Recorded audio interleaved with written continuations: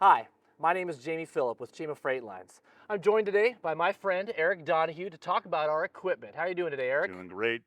Fantastic. Well, I see some beautiful equipment parked right behind us. Can you tell us a little bit about what we've got here? Yeah, in the middle we have our Freightliner Cascadia. Over to the right is our Peterbilt 579, and over to the other side is the Kenworth T680. These are all 2023 models. All right, well, I hope maybe you take me in for a closer look. Absolutely. Let's do that. Okay. This is our Peterbilt 579. It is equipped with a PACCAR MX-13 engine with PACCAR 12-speed automatic transmission. You want to get and take a look? Yeah, let's do it. Let's go.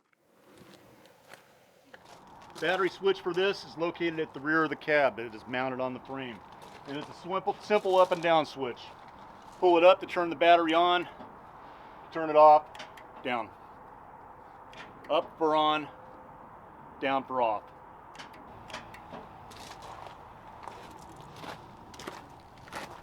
Always remember 3 points of contact when you're getting in and out of the truck. Okay, here we are in our Peterbilt 579. First off, I want to show where your mobile com's at. This is your ELD unit for mobile com. As always, make sure that when you operate this, it's best to do it when the key is on. So I'm going to go ahead and turn the key on right now and bring up our dash and everything. Your light controls over to the left on the dash, a little bit different than the Kenworth. It's actually on the dash here. You have a switch to turn them on and off. Down below, you have your back cab, the rear cab lights. You have your fog light control and a switch for the dome lights. On the left-hand side is where you have your hazards and also the light check, which the light check button is a great thing for your pre-trip inspection. You press that, it'll cycle through all the lights so you can go out and check your trailer and everything. On the left side of the steering wheel, you have both your stalks. On the left side is the stalk for your turn signal and also operate your wipers. Turn it up and down to operate the wipers. There's a button on the end so you can use your wash and spray wash up on there. If you need to put your high beams on, pull it up to turn the high beams off. Pull it up again, it should turn them off. To the right, you have your shift stalk. This also operates your Jake brakes, drive, neutral, and reverse. When you park, always make sure you put it in neutral and set your brakes and give it at least a couple seconds to find neutral before you shut the engine off, please. Sometimes if you shut it off too fast, it hasn't found neutral. When you go to start the truck, it'll think it's still in drive and it will not let you start. And it will not start when it's in drive or reverse either. You have to be in neutral. This operates your Jake brakes. All the way forward is Jake off. Pull it back. First stage, second stage, third stage. By the way, the Jakes actually do work whether you have this on or not. If you have your adaptive cruise on, it will activate the Jakes. You can downshift manually on this by going up or down. I prefer you use the automatic transmission as an automatic and not try to shift it manually. Let it do its job. Just a little note on the automatic transmissions. This applies to all the trucks. You have to have a minimum of 100 pounds of air pressure for that transmission to operate. So if you fire up the truck and you put it in gear, it's not going anyplace, first thing you want to do is look at your air gauge. Make sure it's above 100 pounds. Otherwise, you're not going anywhere. We'll go to the steering wheel right here. You have your cruise control set right here.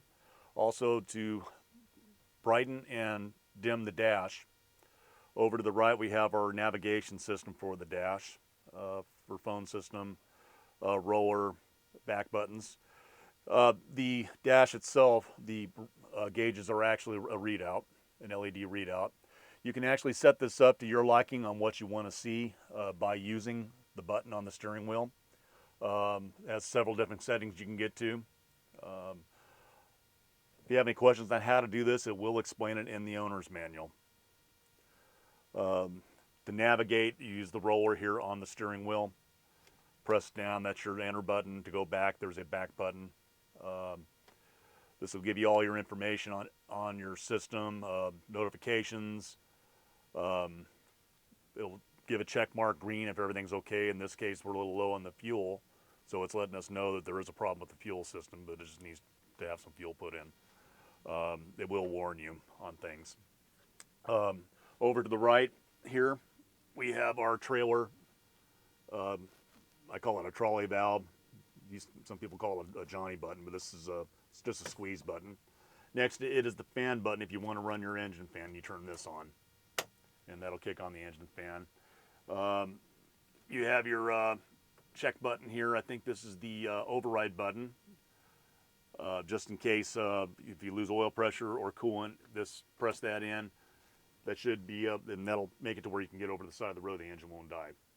Just do make sure that if you have a situation like that, you pull over as soon as possible. Do not try and keep this pressed in and to get down to the next exit. Get off the road and shut the engine down, then call us.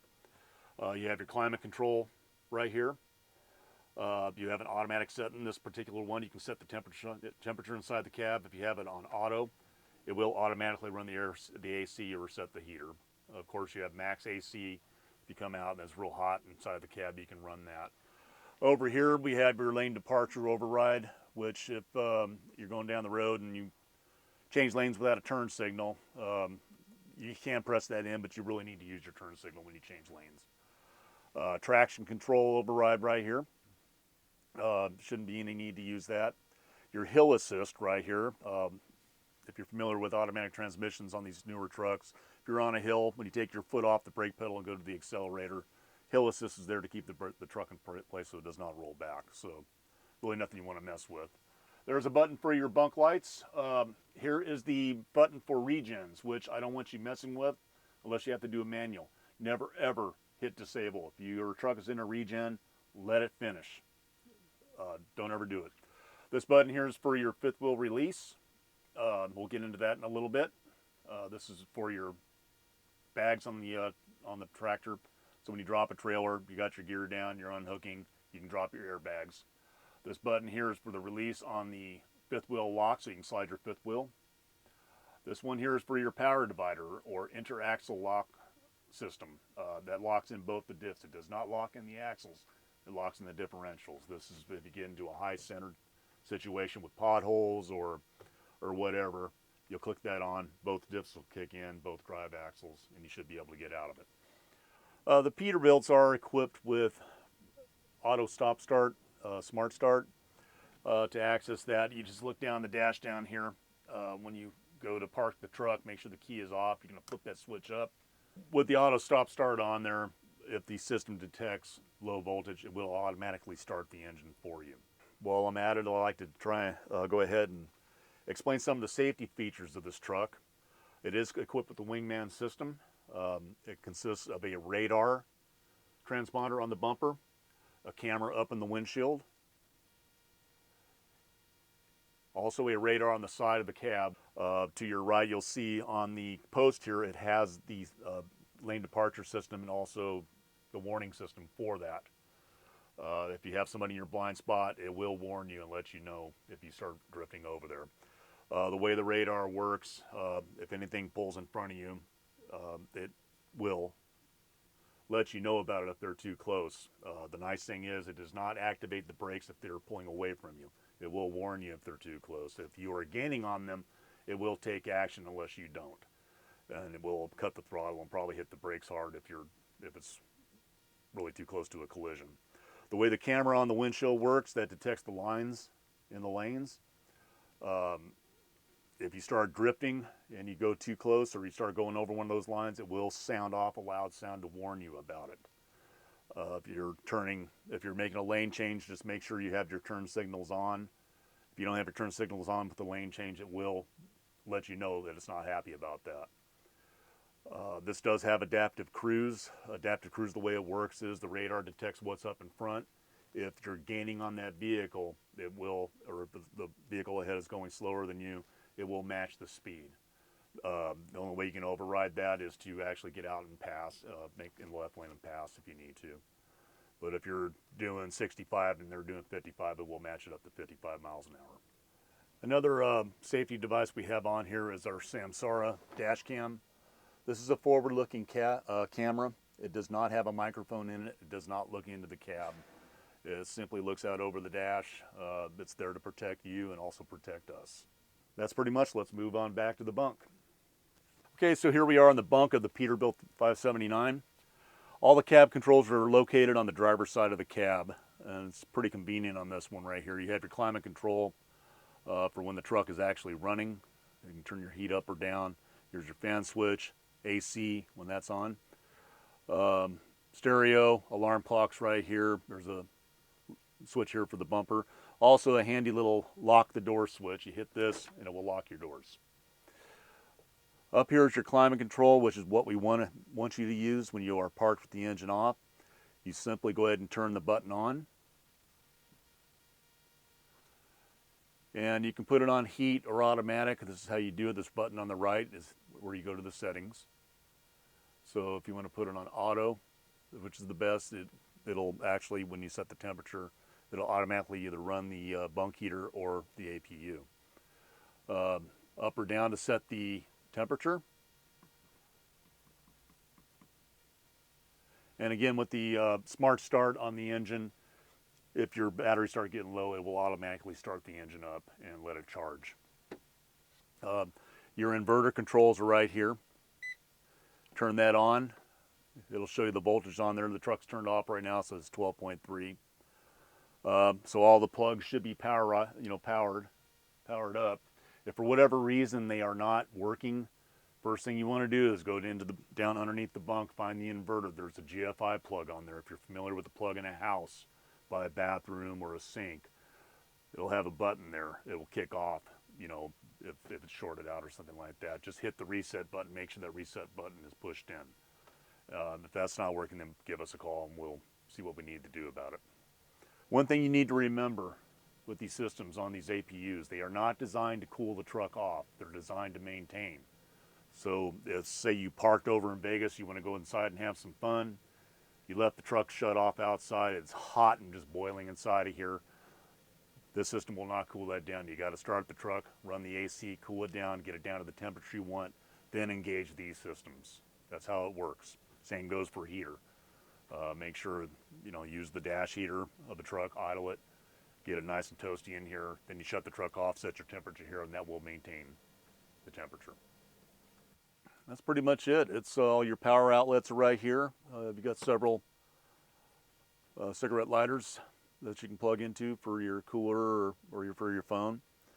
There's USB ports all around too. It's actually a pretty nice tractor. So let's talk a little bit about the after treatment systems on these trucks. They all pretty much run the same. The exhaust comes out, goes into the DPF filter, which catches the soot.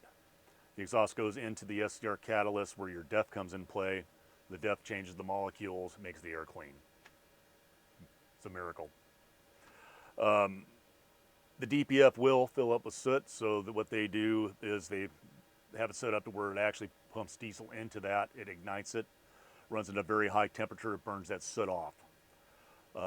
Usually it'll do it while you're driving down the road automatically. If you see the little symbol come up, just leave it alone. Don't try and override it or anything. Just let it do its thing. If the soot level gets too high, it will ask you to do a park regen.